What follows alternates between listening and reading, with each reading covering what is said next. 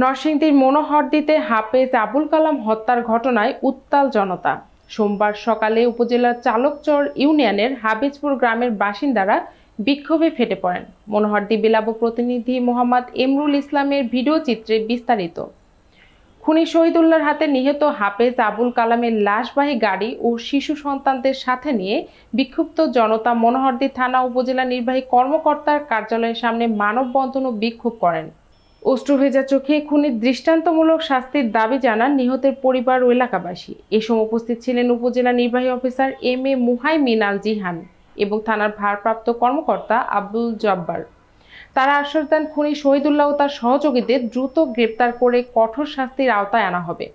নিহতের স্বজনদের দাবি, প্রভাবশালী খুনি শহীদুল্লাহর দৃষ্টান্তমূলক শাস্তি ছাড়া এ সমাজে নিরাপত্তা ফিরবে না।